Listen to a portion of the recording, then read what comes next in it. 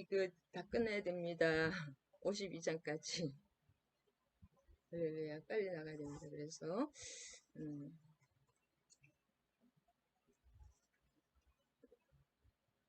오늘 예레미야 33장은 32장과 같은 해입니다. 예레미야서는 12편에 설교로 되어 있기 때문에 시간별로 되어 있지 이 연대기 순으로 되어 있지 않기 때문에 그 순서대로 한다고 보시면 안 됩니다.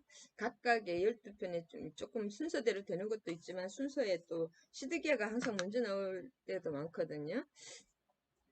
시드기야가 제일 마지막인데 그래서 연대기적으로 나오지 않는다는 것을 아시기 바랍니다. 33장을 요약하면 유다의 회복이 다시 강조됩니다. 계속 지금은 왜냐하면 지금 막 1, 2, 3차 포로 계속 갈대아 바벨론의 공격 중에 막 성이 쌓이고 이렇게 하는 과정에서 시위대 뜰에 계속 제일 중요할 때 예레미야가 시드기야 왕에게 아니면 유력한 장로들과 그래도 왕이 이 책임자니까 왕에게 항상 이렇게 가까이 있는 곳이 가장 가까이 있을 곳이 시위대 뜰입니다. 시위대는 왕을 보좌하는 그런 군대이기 때문에 그 시위대 뜰에 항상 같이 이렇게 완전 자유로운 상태는 아닌데 그때 항상 있는 것을 볼 수가 있습니다. 마지막 망하는 순간까지 시위대 뜰에 있었거든요. 예레미야가 약간 갇힌 상태로 시드기야와 계속 이렇게 하나님의 음성을 대언해 줬는데 시드기야도 비밀리에 계속 또 결국은 가짜 거짓 선지자들의 말이 하나도 맞지 않는다는 것을 다 알았잖아요. 계속 이 예레미야의 예언이 맞는다는 것을 다 압니다. 이제 이 시드기야 왕도 그래서 그 비밀리에 계속 또 이렇게 만났는데 이 시드기야 왕의 또 그거는 이제 아직 34장을 내가 하네요. 시드기야 왕의 지금 하나님의 역사를 알고 하나님이 지금 예레미야를 통해서 일하신다는 것을 알고 살아계신 하나님을 압니다. 근데 지금 이 시드기야 왕의 또 단점이 뭐냐면은 이 당시 애굽을 의지하는 그런 관료들에게 그 사람들이 정권을 힘이 강했기 때문에 그 사람들의 눈치와 백성의 눈치를 보느라고 이렇게 예레미야의 그걸 알면서도 그것을 꼭 사울처럼 하나님보다 백성과 이 힘 있는 관료들의 눈치를 보느라고 그게 끌려가면서 결국은 이렇게 망하는 것을 볼 수가 있습니다. 자기 아들도 다 죽죠, 결국은.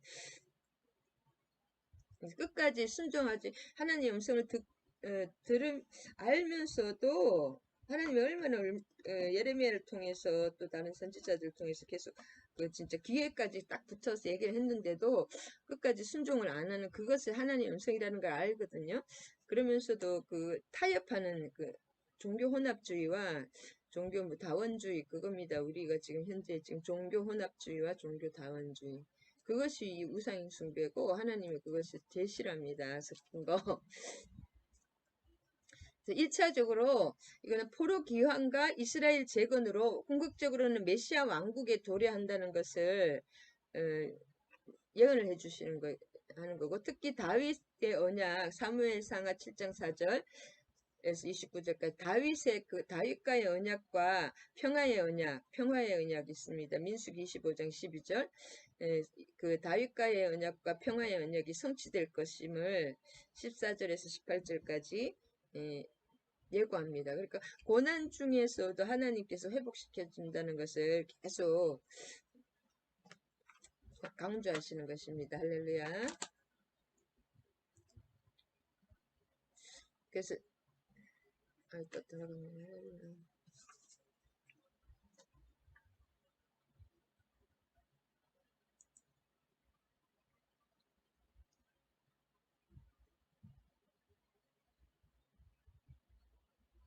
예레미야 제가 못 들었습니다.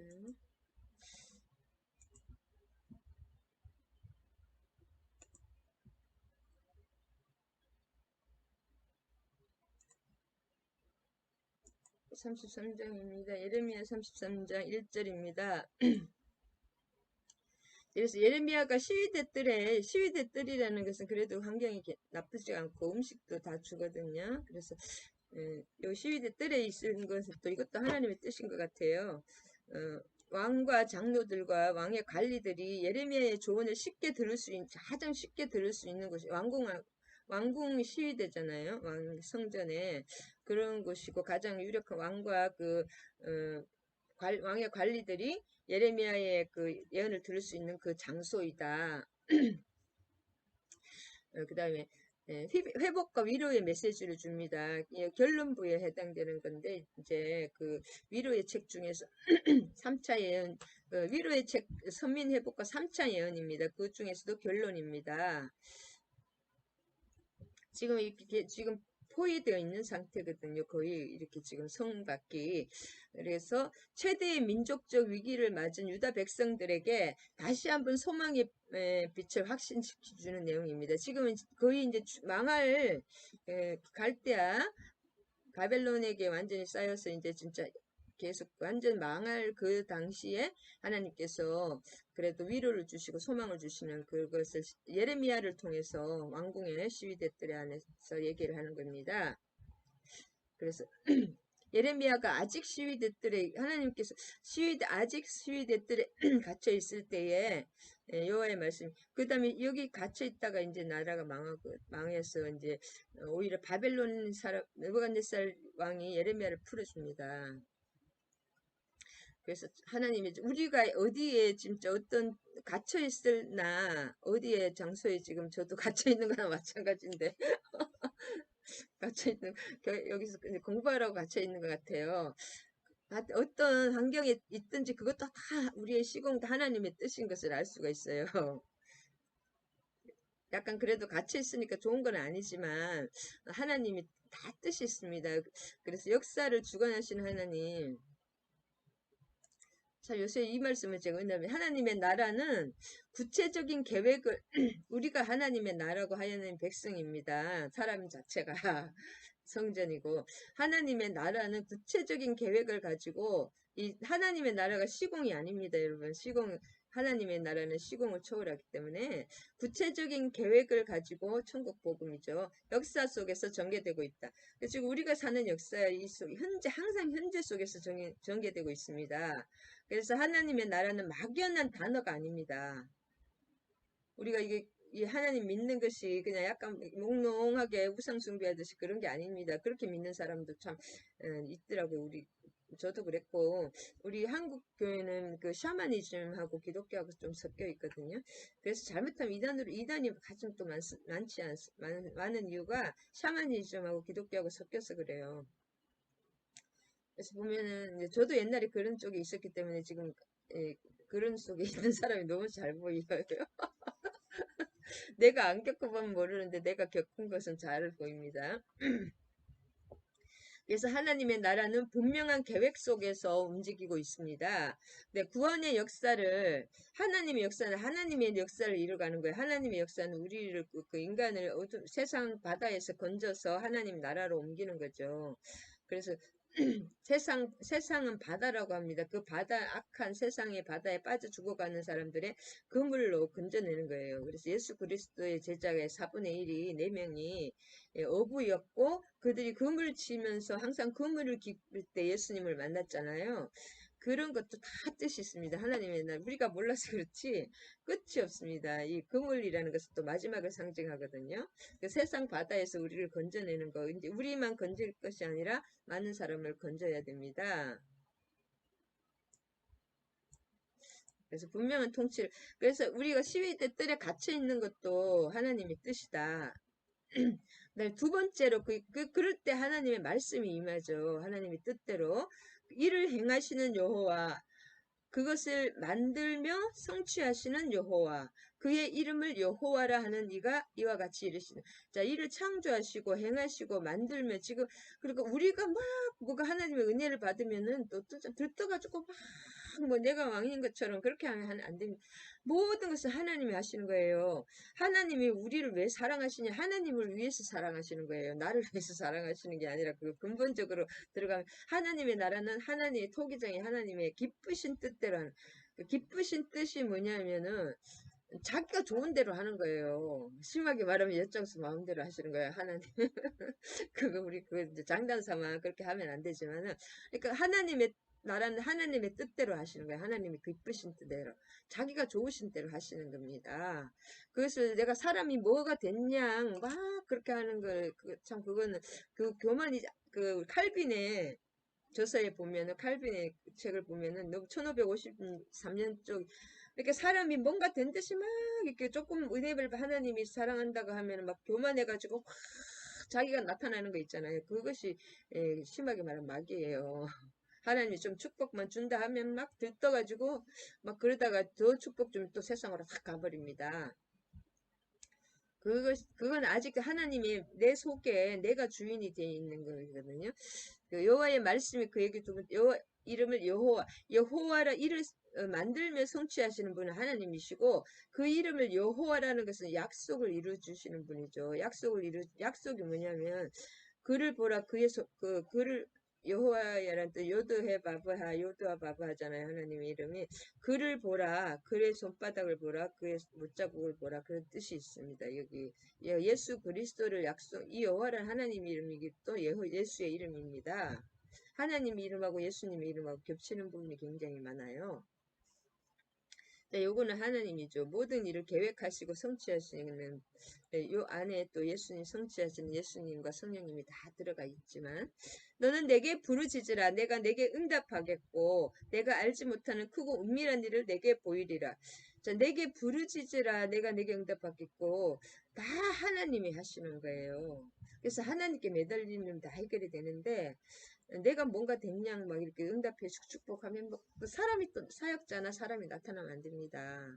그리고 사역자도 아무것도 아니에요. 하나님이 뭔가 보여주시지 않으면 아무것도 모릅니다. 사역자가 무슨 점쟁이처럼 이렇게 해 저렇게 하는 그렇게 하는 것은 진짜 우상 숭배입니다. 무당한테 가는 게 나아요. 그렇게 하면은 내가 내게 응답하겠고 내가 알지 못하는 크고 은밀한 일을, 그리고 하나님은 초등학생한테 대학생 것을 보여주지 않습니다. 그리고 차가 떠날 때 그 차표가 필요하잖아요. 필요할 때 그때그때 주시는 거지. 아직도 내가 막 갓난 아기, 막 기어다니는 애기에게 그 막 대학생 일을 다 가르쳐 달라. 아니면 어른 때 일을 가르쳐 줄 필요가 안 주십니다. 하나님 가르쳐 줄도 모르고. 한 발 한 발 하나님 인도하십니다. 이스라엘 하나님 여호와께서 말씀하시니라. 우리가 이 성읍의 가옥과 유다 왕궁을 헐어서 갈대인의 참호와 칼을 대항하여 싸우려 하였으나 내가 나의 노여움과 분함으로 그들을 죽이고 그들의 시체로 이 생을 채우게 하였. 그들을 죽이는 이 유다 백성을 죽이는 거예요. 갈대인으로 칼을 대항하여 했지만 하나님이 우리를 죽이는 거예요. 한마디로. 하나님 우리에게 고난을 주고 우리를 지금 괴롭히시는 것입니다, 여러분. 그들의 모든 악행은 우리의 악행으로 인하여 하나님 중심이 되지 않는 하마르티야. 하나님 뜻이 않는 것은 다 악입니다. 가장 큰 악이 하나님을 믿지 않는 거, 예수를 믿지 않는 게 악입니다. 그게 왜 가장 큰 악이냐? 예수를 믿지 않고 하나님을 믿지 않으면 하나님이 그 사람을 건져낼 수가 없고 역사할 수가 없어요. 그래서 하나님 그걸 제일 큰 악으로 칩니다. 중심에 하나님이 안 계시니까 하나님의 다스림을 받을 수 없기 때문에 믿지 않는 것이 가장 큰 악입니다. 나의 얼굴을 가리어 이성을 돌아보게 하지 아니하였습니다. 그러니까 죄가 있으면 하나님께 담이 쌓여서 하나님은 죄와 함께 할 수 없거든요. 죄인이 하나님 앞에 가면 죽습니다. 그래서 우리가 요즘에 보혈을 의지하고 그래서 예수님이 십자가를 질 수밖에 없었던 겁니다. 하나님 앞에 나아가야 되기 때문에. 그러나 보라, 내가 이 성읍을 치료하며 고쳐 낫게 하고 평안과 진실이 풍성함을 그들에게 나타낼 것이다. 그러니까 하나님 결국은 이 악이 뭐예요? 우리 환경이 이런 것은 다 하나님 탓이 아닙니다. 막 원만 불평하잖아요. 조상의 저주 그런 게 아닙니다, 여러분. 내 속에 그 조상의 이 가족들의 어떤 그 어둠이 있기 때문에 그런 게 역사하지 조상 때문에 내가 저주받는 건 아닙니다. 구약의 모든 부분에 봐도 고라 자손들이 나중에 고라가 저주를 받았잖아요. 반역해서 그 고라 자손들이 시편을 다 썼습니다. 성전에서 그 하나님 가장 섬기는 중심에 섰어요. 그런 게 한두 개지 아닙니다. 그리고 신약에 다 그 이방 여자들 이제 라합, 기생, 별 사람이 다 있잖아요.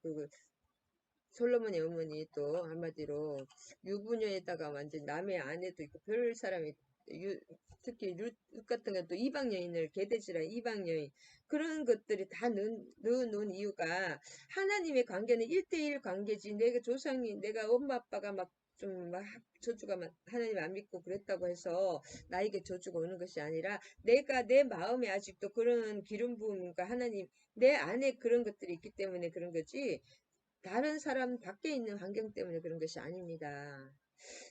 성경에 보면 다 그래요. 신포도 그러는 거, 신포도는 죄거든요.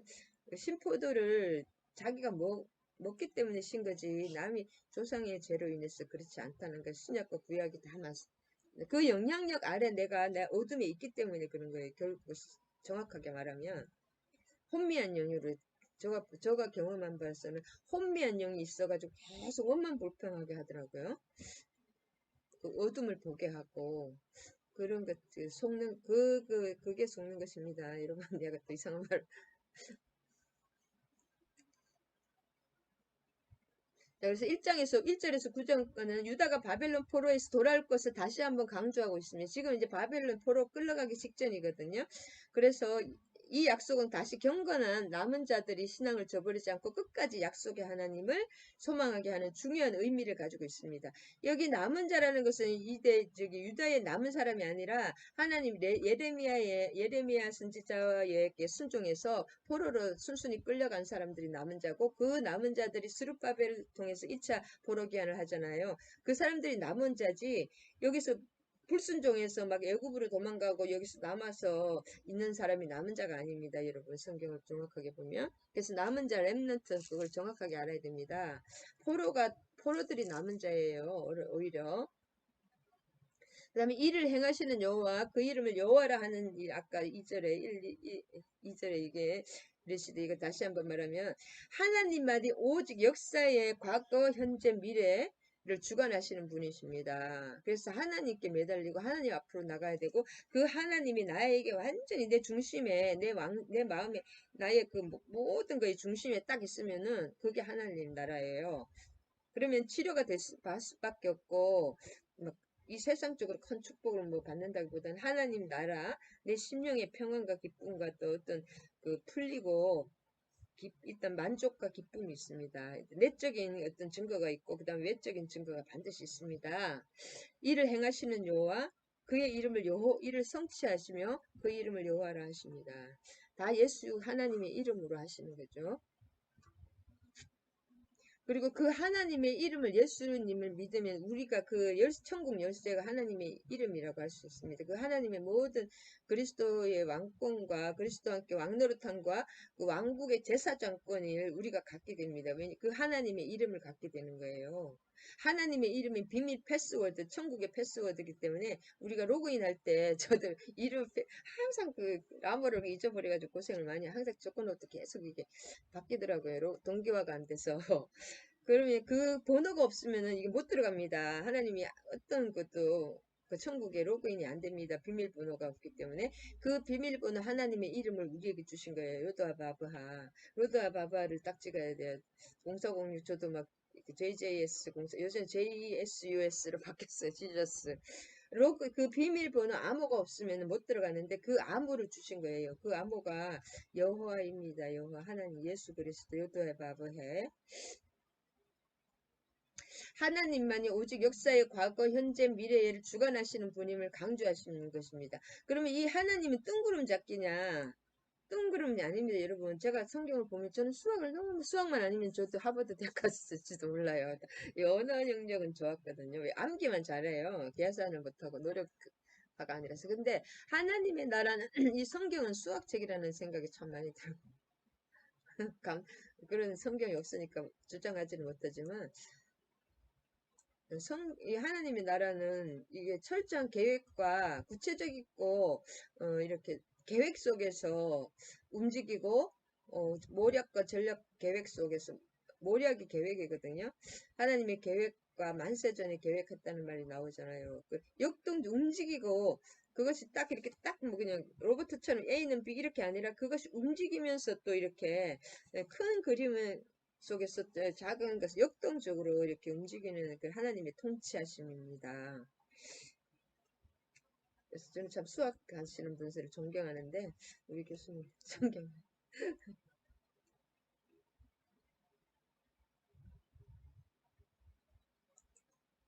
교수님들을 존경합니다. 저는 그래서 지금 우리 너는 내게 그래서 자 33장 6절에 보면 평안과 진실이 풍성하는 거예요.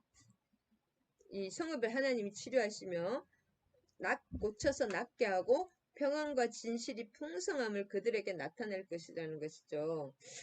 이 5절과 대조되는 것입니다. 5절은 뭐냐? 싸우려 하셨으나 죽이고 시체로 그냥 가득하게 하는 거. 이 시체는 이스라엘 유다 사람들의 시체잖아요. 악행으로 말미암아 하나님의 얼굴을 가리니까 유기 상태죠. 하나님이 유기를 하면은 어떤 일이 벌어질지 모릅니다. 그런데 6절은 어떻게 하면 이 구절은 5절과 아까 그 시체로 또 유기하면서 하나님의 얼굴을 가리는 그 대조가 되는데 시체로 채우게 하는 그 대신에 시체로 아까 채우잖아요. 죽음이잖아요. 그런 대신 평안과 진실이 풍성하게 되리라는 거예요. 우리가 하나님을 진실으로 내 중심에 예수 그리스도를 내 중심에 딱 그 진짜 그 보좌에 딱 그 왕으로 딱 모셔버리면 이런 그 죽음에서 시체의 상태에서 평안과 진실로 되는 것입니다. 죽음에서 생명으로 되는 거죠. 그 다음에 하나님의 노여움과 분함 상태잖아요. 하나님의 노여움과 얼굴을 가리고 하나님의 노여움과 분함으로 인해서 죽이시는데 그 대신에 회복과 치유가 오는 거예요. 그러면 회복과 치유와 이런 평안과 진실함이 내가 잘나서 그렇다고 또 방방 막 교만으로 내가 막 또 하나님 자리에 올라가는 사람이 많은데 그러면 안 됩니다. 제가 그랬어요. 그러면 그래서 이 노여움과 분함 대신에 회복과 치유가 오고 시체와 그런 시체로 채우는 것 중에 그게 아니라 평안과 진실이 옵니다. 그 생명이 온다는 거죠. 생명은 하나님의 생명은 가장 좋은 거, 기쁨, 행복, 평안, 막 우리가 말할 수 없는 그 부요함으로 채워주시는 것이 하나님 나라인데 그런 은혜를 베푸신 하나님의 은혜를 베푸신 결과로 우주적인 평안과 참된 진리의 시대가 도래한다는 거예요. 지금 이제 많이 진짜 신약 지금 다 열려 있고 수건을 완전히 벗은 상태로 성경이 다 열려 있잖아요. 지금 그럼 이제 마지막 예수 그리스도 이미 already 이미 천국이 예수님으로 인해서 임했지만 완벽하게 이제 예수님의 재림하심이 임한다는 거 그걸로 상징하고 있습니다. 그 다음에 14절에서 16절, 지금 빨리 35절까지 해야 되기 때문에 요약을 해야 되겠네요. 14절에서 22절은 하나님께서 다윗과 맺은 언약이 마침내 실현되어서 지극히 의로운 통치자가 등장할 것을 예언하고 있습니다. 14절에 이게 예수 그리스도입니다. 메시아. 이는 다윗의 후손으로 오실 그리스도에 대한 예언입니다. 다윗은 이 조상이잖아요. 근데 다윗의 후손으로 오신다는 거.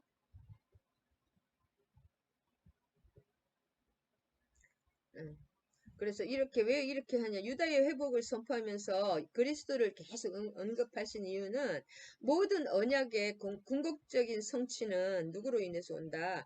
예수 그리스도로 말미암아 이루어지기 때문이다. 중간에 우리가 하나님께 바로 언약에서 있는 게 아니라 예수님을 통해서 모든 것은 예수님을 통해서 하나님의 은혜와 그 성취가 온다. 예수님이 그리스도 메시아. 그래서 그 메시아에게 이제 계시록에 보면 모든 왕권과 그 이런 것들이 다 하나님의 모든 권한이 다 메시아에게 어린 양에게 넘어갔습니다. 권세가 왕권을 주신 거죠. 하나님이. 14절에 선한 일을 성취하라는 뜻은 선한 일이거든요. 선한 일로도 14절에 보면 선한 일을 선한 말을 성취하려는 일인데 선한 말을 공의로운 가지가 나서 선한 말을 성취한다는 건데 14절에 그 날이 이른다는 것이죠. 히브리어 원래 본문을 하면 보라 그 날들이 다가오고 있다. 내가 말한 선한 그 일을 세우리라 그런 뜻이거든요. 원어에 보면 내가 말한 그 선한 일을 세우리라. 보라 날들이 오고 있다. 그런 뜻이고 하나님이 작정하시고 한 구원의 날 회복의 날이 도래한다 온다는 것을 예언하는 것입니다. 이제 포로에도 회복되고 이 마지막까지 우리가 예수 그리스도가 오시고 이미 이제는 재림까지 하시죠. 우리는 있다가 우리는 예수 그리스도의 오신 그 세대죠. 이후의 세대.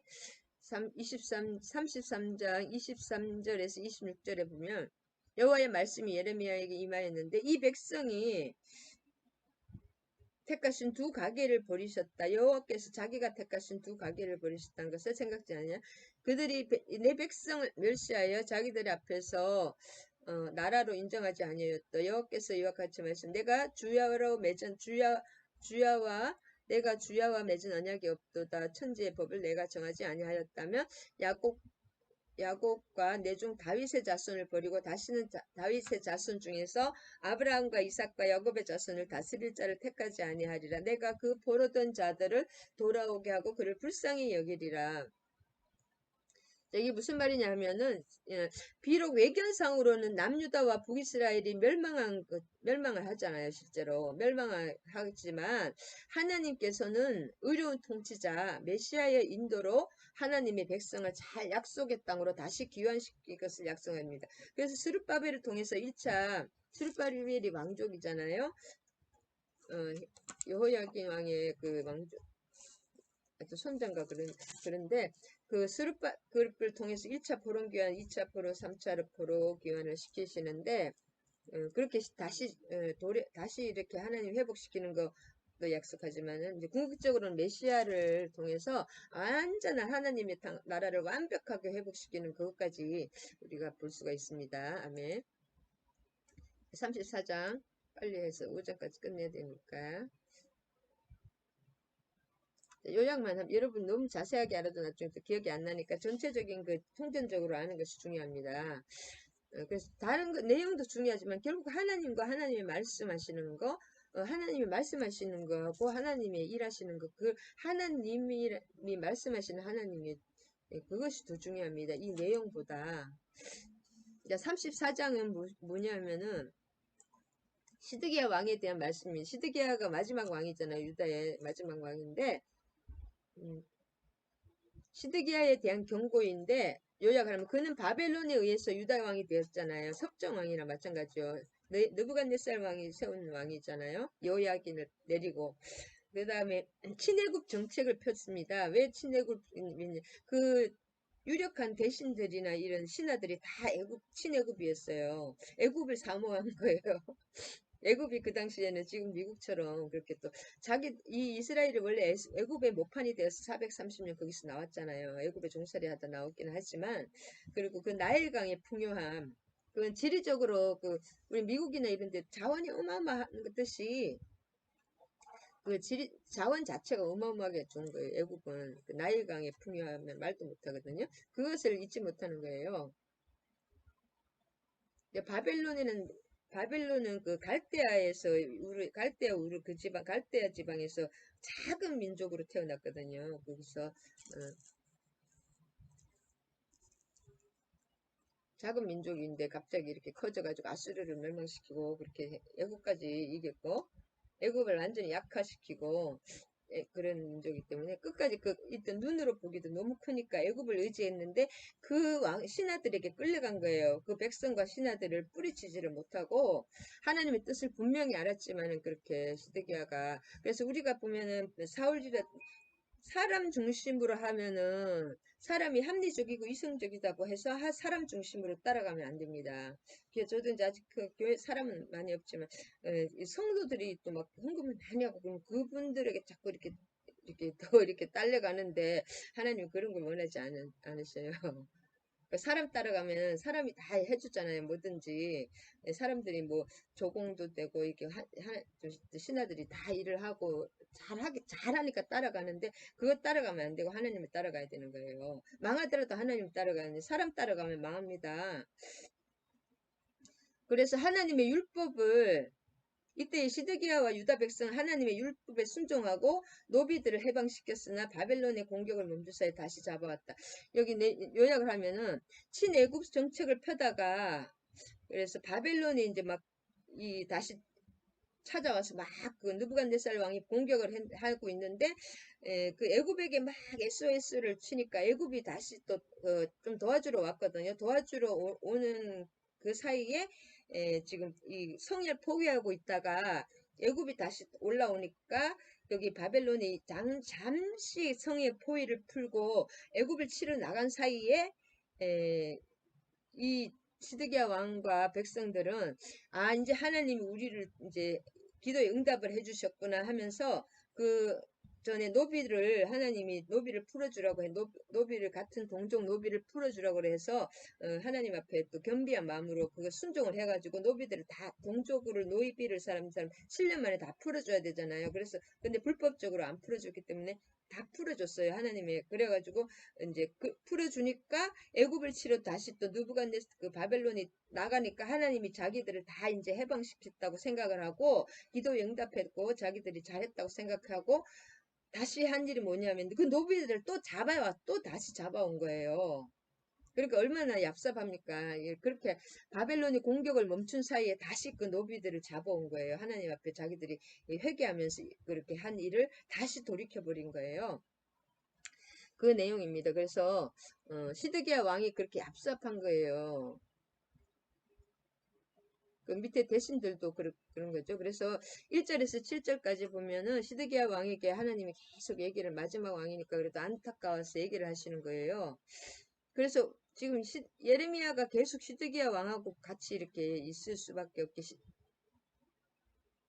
그, 무슨 시위대 뜰에 계속 있는 거잖아요. 그래서 1절에서 7절에는 무슨 말이냐. 바벨론의 597일, 주전 597년에 예루살렘을 점령하여서 여호야긴 왕을 사로잡아 간 후에 바벨론이 시드기야를 대신 섭정자를 세워놓았지 않습니까? 그런데 시드기야가 애굽에 편승하여 바벨론을 배반하자 바벨론은 588년에 586에 완전히 다 망하잖아요. 근데 588, 2년 동안 계속 시드는 거예요. 포위를 해서.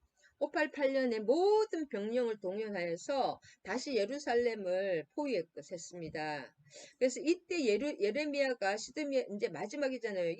지금 2년, 1년 반, 2년 동안 계속 그 이제 포위해서 아사작전 막 그렇게 또 들어가긴 했는데 이때 지금 같이 있는 거예요. 예레미야하고 시위대들에서. 그러나 예레미야가 계속 얘기를 해줬거든요. 그래서 시드기야가 바벨론에 항복하는 것이 하나님의 뜻임을 계속 얘기를 해줬습니다. 그러나 시드기야는 이 경고를 막 비밀리에 막 이렇게 하면서 그 신하들의 눈치를 보면서 그래서 그렇게 비참한 시드기야는 이 경고에 불순종했기 때문에 몰라서 그런 게 아니라 너무나 잘 알았는데 사람 눈치 보다가 불순종했기 때문에 비참한 최후를 맞고 말았습니다. 그래서 이거 다 넘어가고 라기스와 아세라라는 그 섬만 또 남았거든요. 그때 이제 예루살렘 다 넘어가고 이제 예루살렘에 또 발락 남은 거예요. 여호와 앞에서 맺은 언약을 또 어겼습니다. 12절에서 14절까지는 뭐냐면은 12절에서 14절 내용은 또 뭐냐면은 이스라엘이 가난으로 인해서 종으로 팔린 동족을 지금까지 놓아준 적이 없어요. 계속 그냥 한번 7년마다 놓아줘야 되거든요. 근데 계속 놓아준 적이 없고 그것은 율법에 어긋나는 일이고 나쁜 일이잖아요. 하나님의 어려운 자들을 보살피는데 지적한다. 그래서 이 규정은 애굽에서 종의 상태로 있던 이스라엘을 구출하면서 특별한 의미를 또 갖고 있잖아요. 자기들도 종이었는데 그래서 16절에 보면은 너희가 돌이켜 내 이름을 이렇게 한 사이에 그렇게 그 종들을 놓아주는데 그 율법을 어겼다고 그것을 회개하고 놓아주었는데 잠깐 애굽을 또 치러 바벨론이 나간 사이에 이제 하나님께서 다 풀어줬다고 종들을 딱 잡아들인 거예요. 그래서 하나님이 하시는 너희가 돌이켜 내 이름을 더럽히고 하나님과 약속을 안 지키는 거잖아요. 금방 풀어줬다가 다시 또 잡아들이는 거예요. 환경이 좀 좋아지면은 참 이게 우리의 안타까운 모습인 것 같아요. 보면 신앙이 어릴 때는 그래요. 막 힘들겠어. 하나님 막 그렇게 해서 막 이제 하나님 앞에 막 이렇게 나아가다가 하나님이 또 기도 응답해서 좀 좋아지면은 바로 세상으로 갑니다. 내가 막 교만이 칵 차가지고 내가 막 이렇게 하면서 막 내가 누군데 내가 하면서 자기가 또 왕노릇하면서 그것이 뭐예요? 그게 결국 세상 마귀의 왕국이에요. 내가 왕노릇하는 게 제가 그랬습니다. 그래서 막 이렇게 또 막 잘난 척하고 교만이 막 하늘을 찌릅니다. 이게 칼빈의 책에 너무나 어떻게 정확하게 나오는지 몰라.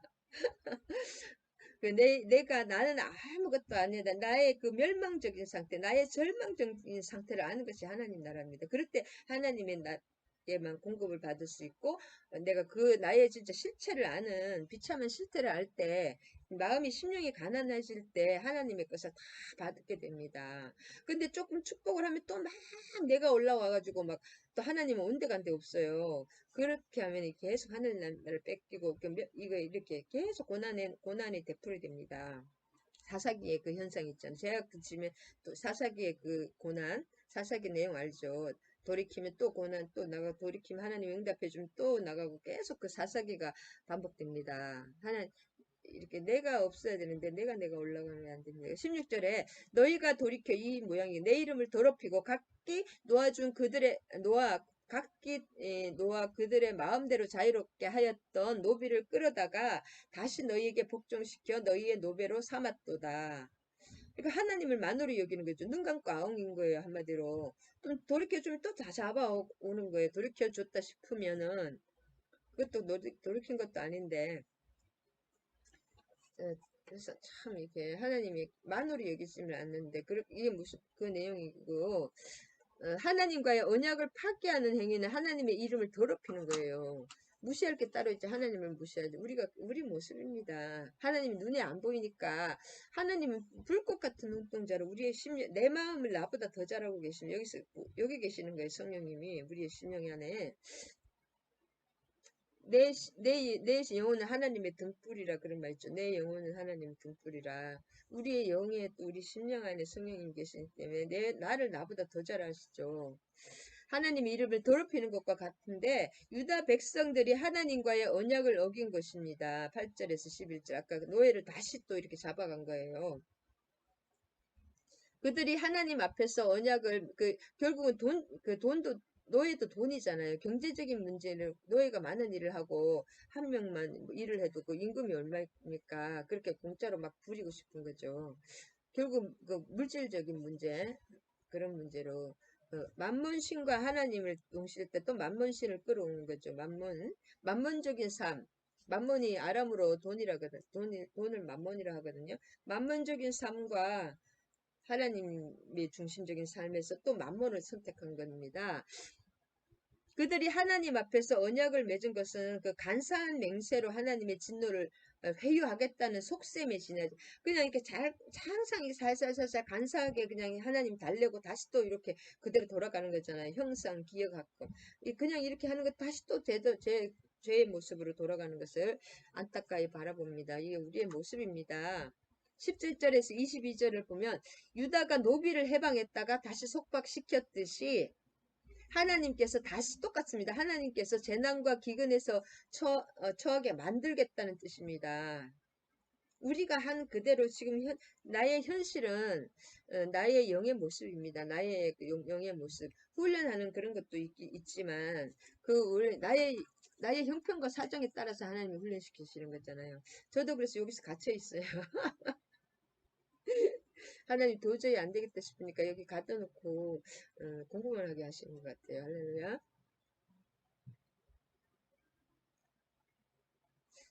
음. 곧 예루살렘 성을 떠났던 바벨론군을 다시 불러드립니다. 이게 왜냐면 이 노예를 이게 하나님이 참 너무나 우리를 정확하게 내가 나쁜 노예를 잡았는 것은 잘못한 거잖아요. 노예를 이제 주었습니다. 그럴 때 하나님이 또 애굽을 있다는 그 바벨론군을 떠나게 했다가 노예를 하나님이 또 축복 준다 싶으니까 다시 잡아들였잖아요. 그래서 하나님께서 또 바벨론군을 다시 보내서 불러드렸습니다. 22절. 여호와 말씀이다. 내가 그들에게 명령하여 이 성읍에 다시 오게 하리니 자, 하나님이 떠나게 하고 하나님이 다시 오게 하는 거예요. 노예를 풀어주니까 이 하나님이 풀어줬는데 그걸 모르고 다시 또 얍삽하게 간사하게 하나님을 속이니까 이 바벨론의 그 바벨론을 누가 명령합니까? 하나님이 명령하 내가 그들에게 명령하여 이 성읍에 다시 오게 하리니 그들이 이 성을 쳐서 빼앗아 불사를 것이라. 내가 유다의 성읍들을 주민이 없는 처참한 황무지가 되게 하리라. 이게 한두 번이 아니고 계속 하나님이 얼마나 그 끊임없이 수많은 선지자와 예레미야 선지자 특히 보내가지고 이렇게 하는데도 또 시위대 뜰에서 직접 그냥 만나가지고 얘기를 합니다. 하나님의 뜻을 압니다. 시드기야가 예레미야가 참 선지자는 것을 너무나 잘 알아요. 음.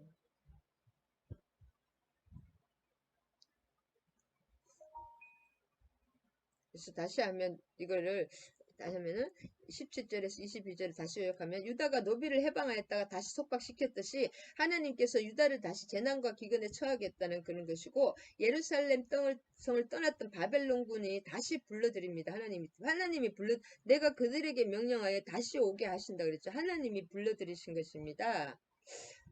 그 다음에 예루살렘을 완전히 멸망케 여기 불살에서 처참한 황무지가 되게 하리라. 이게 해도 안 되고 이렇게 오염되고 하면 하나님 그걸 다시 불살려고 다시 태우는 게 빠릅니다. 그러니까 우리가 옛사람은 완전히 죽어야지 리모델링해서 고쳐서 쓰는 것이 아닙니다. 옛사람을 완전히 죽어야 돼요. 본어겐 새로운 그 피조물로 다시 태어나야 됩니다. 거듭나야 됩니다. 내 영이 거듭나면 이 이제 혼의 이제 거듭남과 혼과 육을 이렇게 육은 어차피 다시 죽었다가 다시 부활하기 때문에 혼을 다시 거듭나게 하시는 하나님의 우리의 생각과 지정의 생각과 감정과 우리의 의지, 우리의 특별히 생각이라든지 우리의 이런 것들을 혼을 거듭나게 하는 것이 하나님이 우리를 지금 훈련하시는 것입니다. 내 생각을 바꿔주시는 거예요. 한마디로 같은 생각도 하나님의 시각으로 모든 것을 하나님의 시각으로 바꾸는 것입니다. 생각을. 그래서 영혼의 결국은 베드로전서 1장 9절인가? 하나님의 믿음의 결국은 영혼의 구원이라. 우리의 믿음의 최종 목적은 언어의 최종 목적은 영혼의 구원이라. 영혼이 아니라 원어에는 푸시케. 우리의 혼의 구원입니다. 영은 하나님을 예수님을 믿으며 구원받았기 때문에 우리의 생각을 바꾸시는 거예요. 생각을 바꾸시는 것이 하나님이 지금 우리에게 하시는 일입니다. 이 얍삽한 생각을 벗어나야 됩니다. 저부터. 자, 그래 15 이거 빨리 하고 아직 시간이 그래도 되네요. 빨리 해야 됩니다. 자, 35장까지 오늘 빨리 하고 6장, 7장, 8장은 녹화해놨다가 아침에 틀어야 되겠다. 할렐루야. 내일 수업을 가시고 녹화를 해놔야 되면 6장, 7장, 8장 여러분 보시기 바랍니다. 자, 레갑 사람들을 통해서 여기 요약하면 레갑 사람들을 통해서 유다의 패역성을 지적하는 내용입니다. 레갑을 그 요나단이라는 그 레갑 사람들은 실제로 그 아브람 자손이 아니거든요. 광야에 사는 사람들인데 그 레갑 사람들을 통해서 35장까지 해야 되겠네요. 자, 레갑 사람들의 순종과 그 유다 그 하나님의 선민의 불순종을 대조시키는 것입니다. 그래서 멸망으로 인도하는 문은 넓고 생명의 길은 좁다. 마태복음 17장 13절 그 말씀을 좀 주시네요. 여기 우리 교수님께서 주신 말씀입니다. 이 레갑 사람들은 그 조상 요나단의 유훈을 철저히 순종해서 이렇게 하나님께 포도주도 마시지 말고 농사도 안 지어요. 이 사람 유목민을 왜냐면 이 철저하게 하나님만 섬기라. 그 다음에 포도원을 소유하지 않는 거예요. 포도밭을 소유하지 않고 집도 안 짓고 장막 생활을 하는 거예요. 그래서 300년 동안에 굳게 지켜온 거예요. 이 광야 생활을 하는 거예요. 유목 생활을 오직 하나님께 순종하기 위해서. 그 조상들이 철저하게 레가비인의 순종과 이스라엘의 불순종에 대해서 하나님이 여기서 말씀하십니다. 레가비는 뭐냐면 그 모세의 장인 미디안 있잖아요. 미디안 족속 그 유목 족속입니다. 그래서 그 미디안 족속이나 모세의 그 본처 미디안 장인이 그 자녀들은 아브라함의 자손이 아니었고 미디안 족속이었잖아요. 그래서 겐 족속인데 유다 평원에서 반유목적 생활을 하는 거예요. 그 수가 많지는 않았지만 이들에는 절대적인 규정을 갖고 유목의 순수성을 보존하고 정착 생활을 일부러 안 한 거예요. 유다 민족도 원래는 정착 생활을 계속 이렇게 강요 생활을 하다가 정착을 했는데 이 사람들은 일부러 정착을 하지 않고 가나안에 들어왔어도 그리고 이 사람들은 광야 때부터 이스라엘과 같이 이렇게 같이 왔거든요. 그래서 가나안에도 같이 들어왔는데 가나안에 들어왔어도 하나님을 신실하게 섬겼습니다. 그래서 이 사람들은 계속 왜냐하면 이 사람들은 또 농경 생활을 해서 정착하는 게 행복하고 편안하잖아요. 근데 이 레갑 족속의 요나단의 조상의 300년 전의 조상들이 이렇게 하라. 너희들은 아예 세상에 물들지 않게 그냥 가난하게 살아는 가난하게 그냥 순례자로 우리 박순례 목사님 순례자로 살아라는 뜻이에요. 순례자로. 하나님을 우리가 그래서 이 세상에다가 바벨탑을 지으면 안 됩니다. 잠시 잠깐 썩어 없어질 세상임을 알고 레갑 족속처럼 이렇게 욕심을 버리고 만몬적인 삶에서 벗어나서 하나님의 쪽인 삶, 하나님적 목사님 사랑해요. 이름이 하나님적 목사님. 하나님 중심으로 살아야 되나? 만몬적인 삶을 살아야 하나님 중심으로 살아야 됩니다. 유다의 요시야 왕의 아들 여호와기 때에 그래서 1절에서 18절까지는 내가 레갑 사람들의 삶을 본보기로 들어서 유다 사람들의 행위가 완악했는지 아브라함의 자손이잖아요. 그걸 입증하는 구절입니다.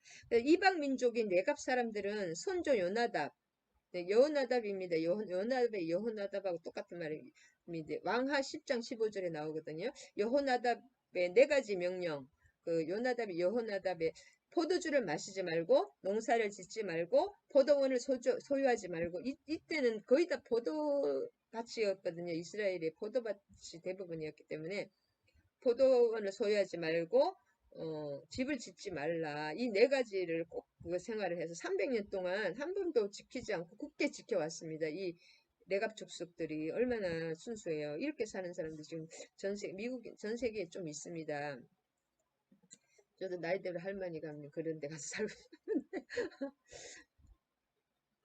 우리 목사님 말은 전기도 없이 그렇게 살았는데 그렇게 지혜롭게 행복하게 사신다 하시더라고.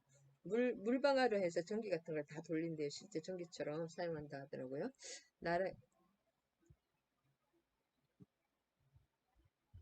그래서 여호나답은 한 번 딱 명령했을 뿐인데 그 후손들은 그 명령을 수백 년 동안 기억하고 그대로 순종하는 것입니다.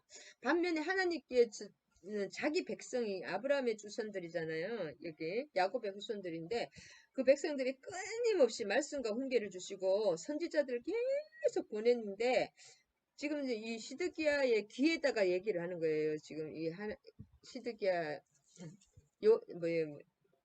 무슨 시위 때 뜰에서 그렇게 계속 얘기를 하고 하는데도 은총을 베풀어서 친절히 계속 달래시는데도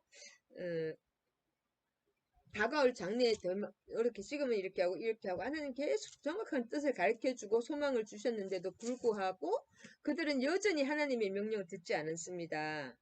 그래서 이제는 왜 이렇게 망할 수밖에 없느냐 이 얘기를 해주는 거예요. 그래서 이제는 어쩔 수 없이 그들에게 재앙을 내려서 징벌을 통해서 깨달을 수밖에 없다. 그것을 밝혀놨습니다. 그래서 성경의 모든 내용은 구약의 모든 내용은 징벌을 하고 심판을 하고 우리의 옛사람을 이렇게 태워내고 닳게 하고 새 사람을 키우고 심판을 통해서 하나님은 항상 구원을 하시는 걸 써야지. 일단 구원 먼저 하는 게 아니라 우리를 항상 심판과 훈련과 고난을 준 다음에 그 다음에 축복과 구원을 주십니다. 우리 삶도 마찬가지입니다. 광야의 삶을 통해서 가나안에 들어갈 때 처음부터 가나안에 들어가지 않습니다. 광야에서 삶은 하나님 우리 인간의 힘으로서는 죽을 수밖에 없는 상황인데 옷이 만나를 빛처럼 쏟아주시고 옷이 계속 자랐어요. 우리 이걸 보니까. 옷이 가난하기 때문에 옷이 작잖아요. 그럼 점점 성인이 되면 그 옷이 점점 자라고 신발도 점점 자라는 거예요. 어마어마하게 하나님의 기적으로 먹여 살리고 입혀주시고 우리도 하나님 더 그렇게 먹여주는 그것을 잊어버리는 거예요. 항상. 애굽을 생각을 하고 그 내용입니다. 그래서 그 앞에 내용이고 4절에 보면은 하나님의 사람이라는 뜻이 이 하나님의 선지자라 이 사람은 그냥 하나님의 선지자입니다. 이때도 무명의 선지자들이 굉장히 많습니다. 엘리야와 엘리사도 그 선지 학교를 세우고 저희도 선지 학교에 다니지만은 선지자들이 학생들이 많고 소명을 직접 받은 선지자도 있고 작은 하나님 그때그때 많이 사용합니다. 이름 없는 선지자가 더 많습니다. 그 다음에 이 11절에 보면 전체적인 그 아웃라인을 알고 읽으면 이해가 되기 때문에 제가 전체적인 것을 또 말씀드립니다. 그 다음에 바벨론의 느부갓네살 왕이 이 땅에 올라왔을 때에 우리가 말하기를 갈대아인 그 갈대아 지역에서 일어났거든요. 이 사람들이. 그래서 군대와 바벨론이 갈대아인입니다. 군대와 수리아인의 군대. 이 수리아 요 갈대아 여기 하나가 돼서 바벨론이 됐어요. 원래 수리아에서 시작했더라고요. 갈대아가. 군대를 파하여 예루살렘으로 가자 하고 우리가 예루살렘에 살았노라. 이게 무슨 뜻이냐면은 이 전투는 바벨론의 갈대아인에게 속국인 아람이 애굽 땅에 있던 유다를 치려고 온 전투를 말하는 것이 그러니까 이 지금 바벨론이 그 다른 나라 다 속국으로 만들어 가지고 이 당시 고대 근동에서는 그 자기의 그 속국에 있는 나라들을 다 같이 이렇게 한 전쟁에 나가 가지고 그 이렇게 치는 거 다 합쳐 가지고 유다를 치려고 오는 거예요. 갈대아인의 군대와 수리아인의 군대. 수리아가 아람이거든요. 아람을 획득하는 것 같으네. 아람이 지금 여기 갈대아하고 붙었습니다. 애굽의 속국이기 때문에. 아수르까지 나중에 다 멸망시키죠. 연합군이거든요. 갈대아 연합군. 그래서 이것은 무엇이냐?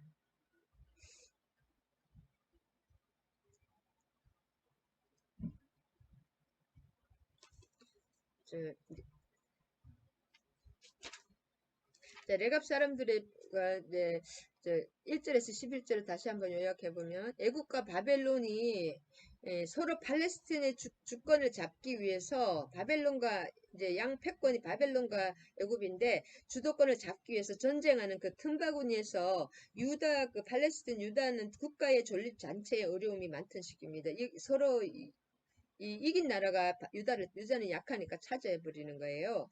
그래서 여호야김 4년 BC 605년에 주전 605년 여호야김 4년에 갈그미스 전투에서 애굽에 대피시킨 애굽을 대패시킵니다.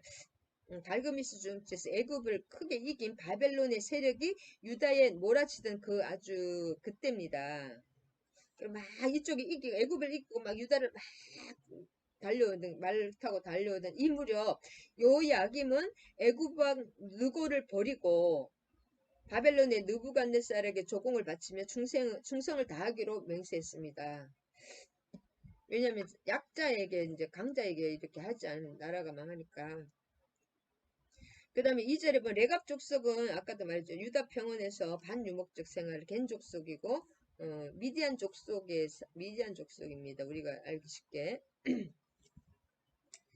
네, 그들은 광야 생활할 때부터 이스라엘과 같이 이렇게 잡고 이스라엘의 우리 뭐지 갈렙과 여호수 갈렙도 원래 애굽에서 원래 그 이스라엘 족속이 아닙니다. 유다 족속이 대장으로 됐는데 하나님께서 꼭 이스라엘만 하는 것이 아니라 영적 이스라엘, 영적 유다, 영적인 것이 중요하지. 지금도 이스라엘은 예수를 부인하는 사람이 대부분이잖아요. 지금 우리가 이스라엘이에요. 영적 이스라엘. 자, 14에서 17절을 보면은 뭐냐면은 레갑의 순종과 이스라엘의 불순종입니다. 레갑의 아들 요나답이 그의 자손에게 포도주를 마시지 말라 한 그 명령은 실행되었도다. 그들은 그 선조의 명령을 순종하여 오늘까지 마시지 아니하였거늘 내가 너희에게 말하고 끊임없이 말하여도 너희는 내게 순종하지 아니하였도다. 내가 내 종 모든 선지자들을 너희에게 보내고 끊임없이 보내며 이르기를 너희는 이제 각기 악한 길에서 돌이켜 행하여 행위를 고치고 다른 신을 따라 그를 섬기지 말라. 그리하면 내가 너희와 너희 선조에게 준 이 땅에서 살리라 하여도 너희가 귀를 기울이지 아니하면 내게 순종하지 아니하였느니라. 레갑의 아들 요나답의 자손은 그의 선조가 그들에게 명령한 그 명령을 지켜 행하나 이 백성은 내게 순종하지 아니하도다 하는도다. 그러므로 만군의 여호와 이스라엘의 하나님께서 이와 같이 말씀하시니라. 보라, 내가 유다와 예루살렘의 모든 주민에게 내가 그들에게 대하여 선포한 모든 재앙을 내리리니 이는 내가 그들에게 말하여도 그들이 듣지 아니하여도 불러도 대답하지 아니함이니라 하셨다 하라. 하나님께 불순종해서 모든 것이 우리가 이렇게 된 거예요. 하나님 중심으로 하나님께 순종하면서 그러니까 하나님 음성을 듣는 것이 중요합니다. 말씀을 통해서 성령을 통해서 말씀을 항상 가지고 그 말씀을 붙들고 기도를 해야 되고 말씀을 믿는 거지. 뜬구름 잡기로 할 말씀이 없이 신앙생활을 하면 어떻게 되는 거예요? 말씀이 하나님 말씀을 잡고 나가야 하고 그것을 믿는 거지. 말씀 없이 뜬구름 잡기를 하면 그 저기 산신령 됩니다. 산신령. 산신령. 산신령적인 성격이 참 많은 것 같아요. 기도만 하는 우리 사람들 보면 말씀이 없이 하다 보면 완전히 산신령됩니다. 그래서 그런 걸 어떻게 제가 보니까 하는 거예요. 제가 그냥 하는 말이 아니라 영적으로도 많이 느끼고 많이 어저께도 봤기 때문에 자 18절에서 19절에는 레갑인의 순종과 여호와의 이스라엘의 불순종에 말하고 18절에서 19절 이것을 보면은 레갑인이 이렇게 하나님은 반드시 축복을 주십니다. 악에 대해서 또 심판을 하시고 그러면 예레미야가 레갑 가문에게 하나님께서 예레미야의 말씀을 드린 여호와 이스라엘 하나님께서 이와 같이 레갑을 축복하신 것입니다. 너희가 너희 선조 요나답의 명령을 순종하여 모든 규율을 지켜 그가 너희에게 명령한 것을 행하기 때문에 하나님은 이렇게 쓸 정도로 그런 걸 알기 때문에 하나님 축복을 하시겠죠. 그러므로 만군의 여호와 이스라엘의 하나님께서 이와 같이 말씀하시니라. 레갑의 아들 요나답에게서 내 앞에서 설 사람이 영원히 끊어지지 아니하리라. 내 앞에 설 사람이라는 것은 이렇게 성전의 또 제사장을 말하기도 하고 직분을 맡아서 여호와를 예배하는 사람들에게 사용되는 주로 그런 항상 주로 그런 표현이거든요. 내 앞에 설 사람. 뭐 왕이나 이런 것보다는 내 앞에 설 사람, 하나님 앞에 항상 제사장인들이 서잖아요. 그래서 예배하는 사람 제사장이 끊이지 않는다는 그런 뜻입니다. 그래서 후대의 전승이나 미시나에 의하면 레갑의 아들 요나답의 자손들이 매년 일정한 시기에 성전 제당에 사용하던 나무를 항상 이렇게 나무가 굉장히 땔감이 많이 필요하잖아요. 이걸 번제를 지르니까 그렇게 가져왔고 또 다른 그 전승에 의하면 불이 항상 필요하잖아요. 불과 나무 그런 분야에서 요나답의 후손들이 계속 봉사를 했다. 성전에서 봉사하는 사람들이 레위 내지는 그 하나님 앞에서 그렇게 일하는 거잖아요. 꼭 제사장이 아니더라도 똑같습니다. 그 다음에 느헤미야 3장 14절에 보면 레갑의 아들 말기야가 분문을 수리하였다고 나옵니다. 분문. 똥문이라고 하죠. 분문이 있는데 그러면 이 사람이 베닥게렘의 통치자였다고 해요. 분문을 수리했다고 해서 그렇게 하위직이 아니라 이 사람이 베닥게렘의 통치자였다고 느헤미야 3장 14절에 레갑의 아들 말기야에 대해서 나옵니다. 그래서 이것을 성경에 통해서도 조금 찾아봤습니다. 오늘 여기까지 하겠습니다. 자, 36장을 더 하면 좋겠네. 36장을 시간상 36장까지 하겠습니다. 오늘 두루마리를 통한 심판서는 36장 36장 해야, 지금 37장인가 8장까지 해야 되거든요. 36장 하겠습니다. 여러분. 자, 힘드시더라도. 36장은 어떤 내용이냐면은, 감금된 예레미야는 두루마리에 메시지를 담아서 바룩에게 낭독하고 했습니다. 요약하면은, 이것을 들은 여호야김이 두루마리를 자, 그래서 이게 연대순이 아니죠. 이게 여호야김은 벌써 그 이전의 왕이죠. 예, 여호야김이 두루마리를 모두 태우게 여호야김 낙했잖아요. 태우게 하고 예레미야와 바룩을 체포하려 했습니다. 그러나 자, 예레미야는 그 4대에 걸쳐서 왕이죠. 요시야 굉장히 길게 41년 동안 예언을 했습니다. 마지막 그 시드기야까지 그다음에 그 이후에도 애굽에 가서 또 예언을 했습니다. 그리고 이스라엘만 예언하는 게 아니라 주변 모든 국가 예, 그 앞날을 다 예언을 했죠. 하나님은 이스라엘의 하나님이 아니라 모든 열방의 하나님이십니다. 그래서 이 이스라엘 역사에 대해서만 쭉 써놨지 하나님 다른 나라를 버리는 것이 그게 아니라 다 역사를 하고 그 다 악한 하사일도 계속 세우고 아람 왕도 세우고 내리는 것은 하나님이시는 걸 알 수가 있습니다. 그래서 요약하면은 모두 여호야김이 두루마리를 계속 그 메시지 하나님의 메시지 두루마리를 불태우고 또 에레미야와 바룩을 또 체포합니다. 그런 그 내용이 또 안 좋으니까 자기 나라 심판한다 그런 내용이니까 그러나 하나님의 도우심으로 이 극심한 핍박 중에서도 또 다른 두루마리가 기록됩니다. 그래서 이 우리 말씀을 번역하고 우리가 뭐 70인역이나 킹 제임스 이런 거 본문에서 원어에서 번역한 거잖아요. 킹 제임스. 그래서 중요한데 그런 거 하다가 죽은 사람이 많습니다. 말씀을 이렇게 마귀가 호락호락하지 않아요. 그런 말씀을 마귀는 싫어합니다. 우리 애기 아빠 처음에 저를 성경만 해도 진짜 한 100만 원치를 태운 것 같아요. 저도 성경을 이렇게 막 아기들 성경 좋은 성경이라는 다 사놨었거든요. 또 태우고 또 태우고 또 태우고 아니 또 버리고 태우는 게 아니라 마귀는 말씀을 너무 싫어해요.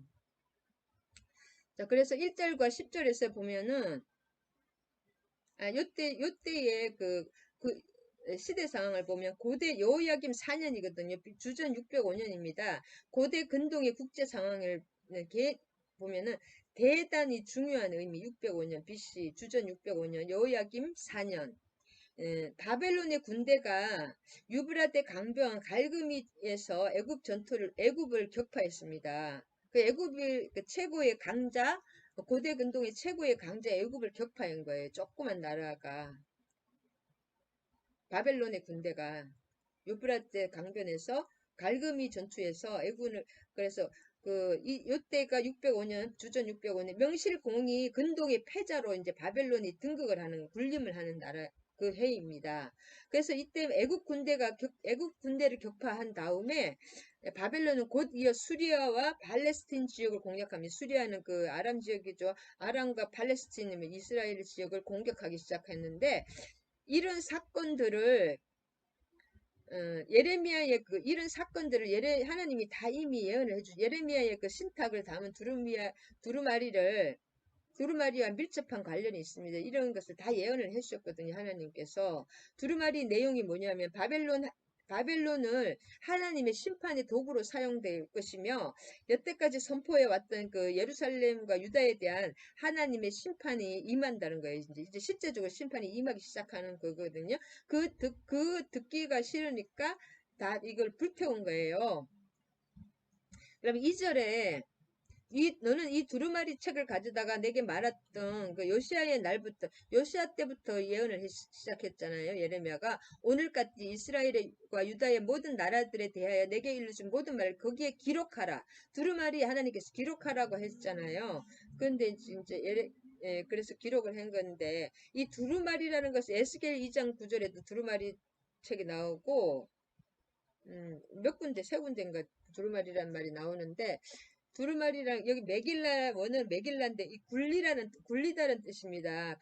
굴리다라는 갈랄이라는 말에서 유행했는데 여기 시편 40장 7절과 에스겔 2장 9절에도 나옵니다. 주로 이 두루마리는 갈대로 만들어서 파피루스나 동물 가죽을 사용합니다. 갈대로 만든 파피루스나 또 동물 가죽 같은 거 양피지를 사용합니다.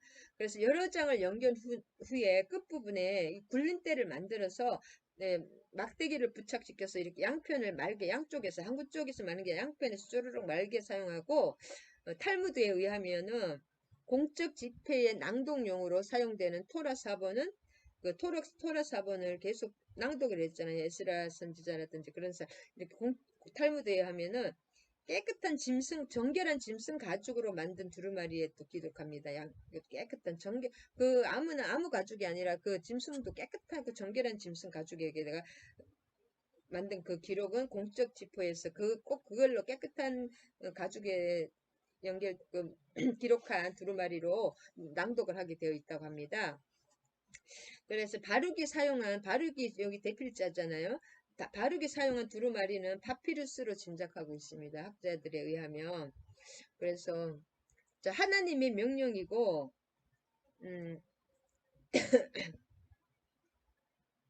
1절에 하나님의 명령이라는 거고 2절에는 보면은 민족을 멸망시킬 것 같은 그 전쟁의 혼란 이 상황이 뭐냐 민족을 멸망시킬 것 같은 혼란이잖아요. 그 다음에 예레미야의 생명도 위기에 처했습니다. 왜냐하면 예레미야와 바룩을 죽이려고 한 거예요. 이 당시 여호야김 왕이.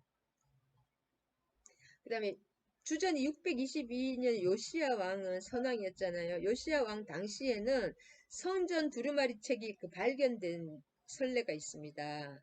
그 다음에 4절에 보면 개인 비서 또는 서기 역할을 한 바룩, 개인 비서하면서 서기 역할을 한 바룩은 그냥 하인이 아니라 유다 명문 집안 출신입니다. 51장 59절에 보면은 왜냐면 이런 그 대피라는 것도 글을 모르는 사람도 많았잖아요. 지금 이 당시는 예레미야 바벨론 포로 시대이기 때문에 오래된 것입니다. 신약만 해도 2000년이 되니까 이런 보통 2000 몇 년 전이에요. 지금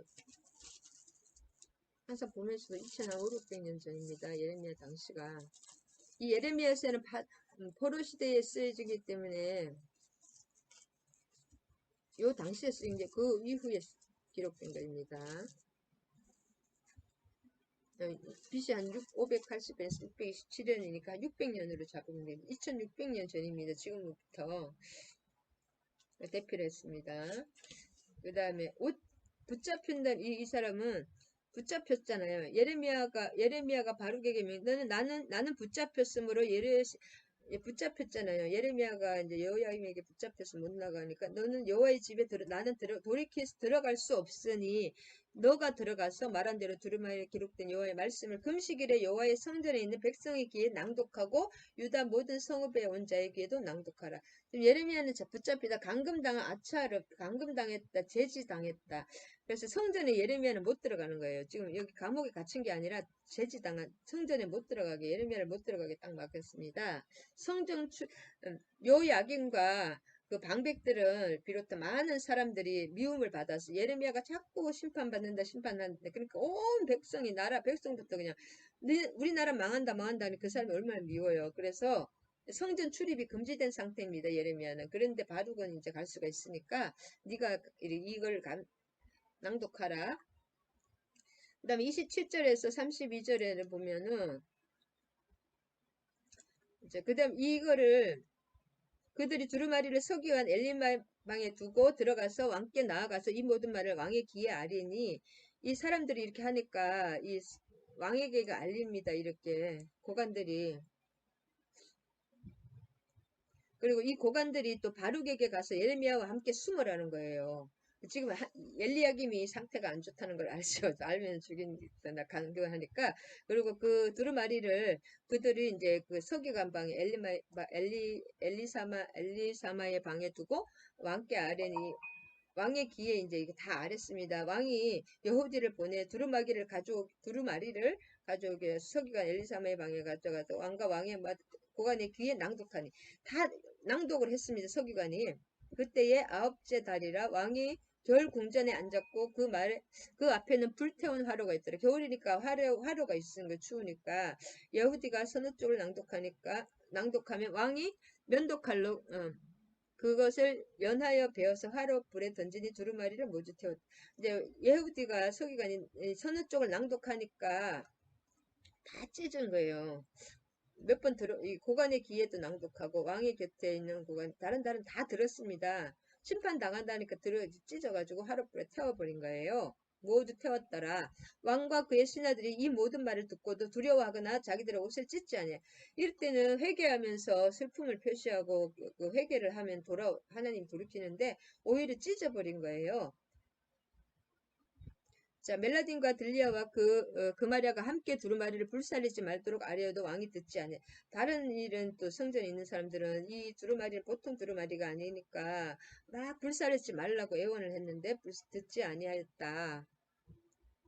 왕의 아들 여므라엘과 이스라엘 아스리의 아들 누구 아들 압디아의 아들 셀레마에게 서기관 바룩과 선지자 예레미를 잡으라고 했습니다. 그래서 여호와께서 그들을 숨겼더라. 아까 여기 또 이 사람들이 고관들이 숨으라고 했잖아요.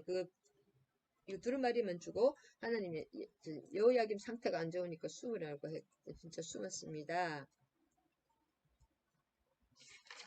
네, 36장까지네요. 할렐루야.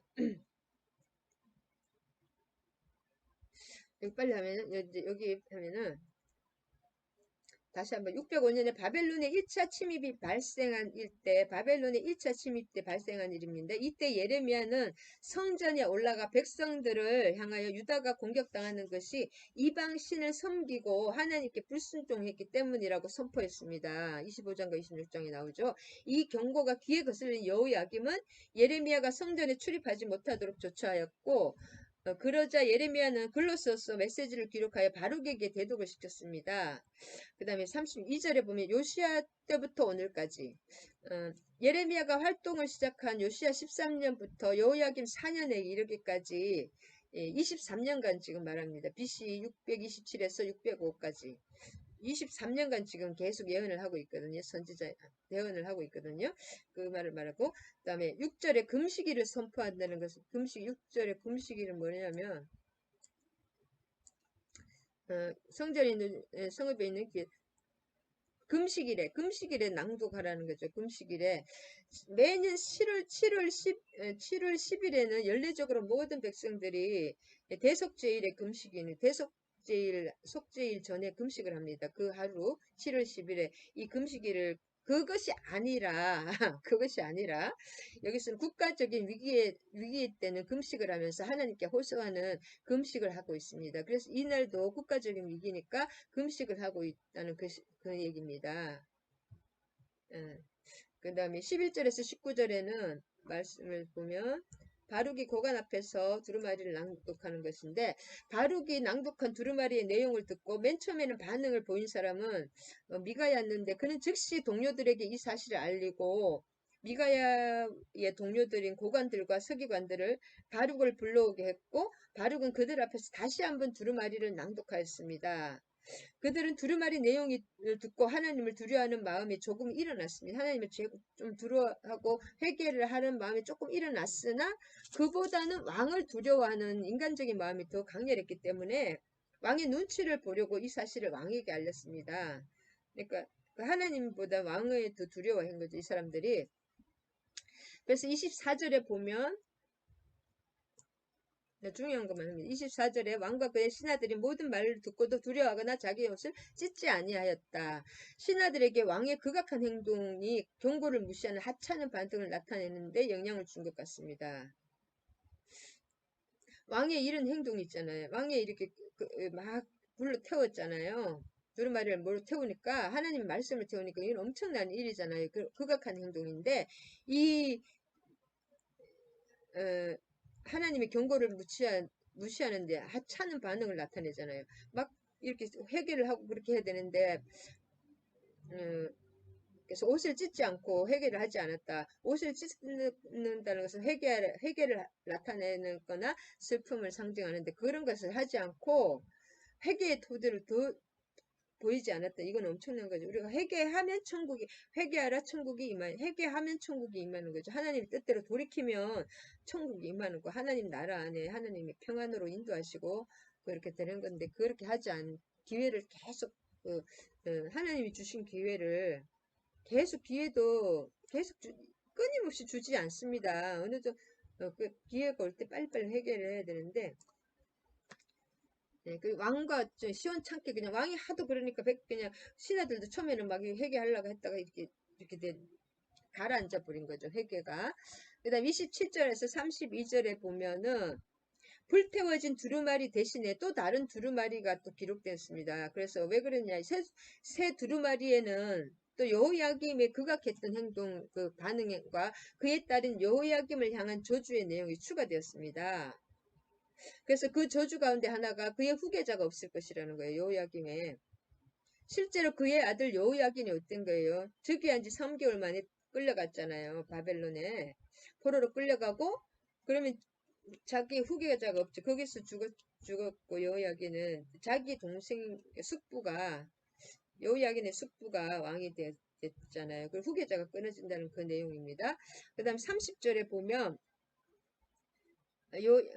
여호야김에 대해서 여호와께서 유다의 왕 여호야김에 대해서 말씀하시는데 그가 다윗의 왕위에 앉을 자가 없게 될 것이요 그의 시체는 버림을 당하여 낮에는 더위 밤에는 추위를 당하리라. 시체가 버림을 당한다는 거죠. 더위와 추위를 당하리라. 그다음 다윗의 왕위에 앉을 자가 없다는 말. 이 말은 부분적으로 성취되었습니다. 다른 사람을 통해서 왕위에 앉을 자가, 그런데 하나님이 그 다윗의 약속은 아직도 건재하잖아요. 다윗의 왕위에 앉을 자가 이 사람의 자녀가 통해서 없다는 거죠. 이 말은 부분적으로 성취된, 그러니까 그의 아들 여호야긴이 아까도 말했죠. 주기 3년 만에 바벨론에 끌려가고, 바벨론에서 결국 죽었는가 그랬거든요. 그다음에 포로로 거기서 잡혀가서 거기서 죽었습니다. 그 왕이 아니잖아요. 그러니까 왕위가 끊어진 거잖아요. 자기 아들이 거기 가서 죽었으니까 그 이후에 이제는 시드기야도 다 죽고 아니 거기서 끌려가서 죽고 하면서 다 완전히 이게 끊어진 거나 마찬가지죠. 그 왕위는 다 끊어졌습니다. 결국은 다윗의 왕조가 다시 복지되지는 않습니다. 왕으로서는 다시 나오지는 않죠. 그래서 이 말은 성취되었다. 하나님 감사합니다. 여기까지 하겠습니다. 37절까지 하면은 완벽하지만 하나님 오늘 또 예레미야 33장부터 36장까지 주님의 말씀을 보았습니다. 여기서 항상 공통적인 것이 하나님의 말씀과 사람의 말, 또 하나님의 말씀과 인간적인 그런 사람을 바라보느냐, 왕을 바라보느냐, 그거에 따라서 내가 하나님의 말씀 따라서 죽으면 죽으리라 따라갈 때 그것이 오히려 고난의 길이라도 반드시 회복시키시고 살리시는 길이라는 것을 깨달았는데 여호야긴과 시드기야가 하나님의 말씀을 무시하고 그 하나님의 말씀을 들었으면서도 회개하거나 돌이키지 않고 오히려 하나님 그렇게 할 때 그 심판을 당하고 자손까지 멸문지하가 되는 것을 보았습니다.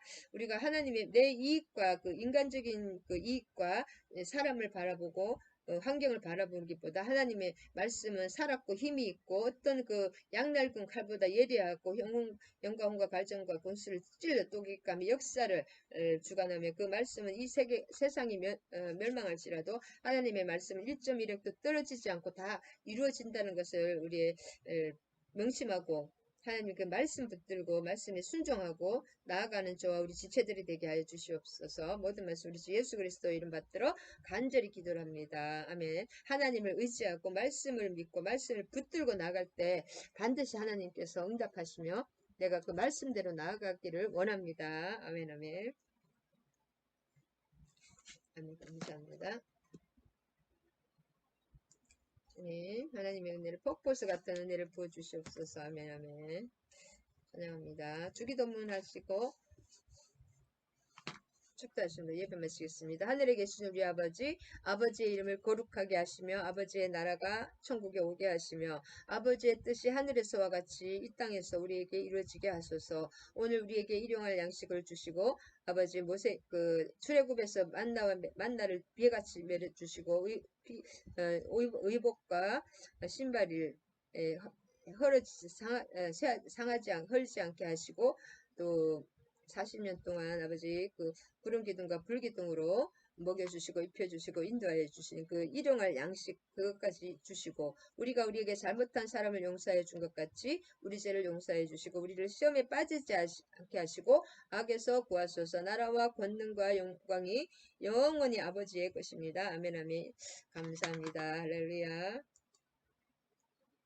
축도하십니다. 이제는 우리 주 예수 그리스도의 한량없는 은혜와 하나님 아버지의 극진하신 사랑과 성령님 감화교통 사랑의 강력한 역사하심이 함께하신 지체들과 우리 정소희 목사와 그들의 가정과 자녀 또 부모님 위에 또 이 나라 이민족 위에 이제로부터 영원히 함께하실 것을 축원하옵나이다. 아멘 아멘. 하나님 감사합니다. 하나님 주님께 영광. 그래서 기도해서 천국을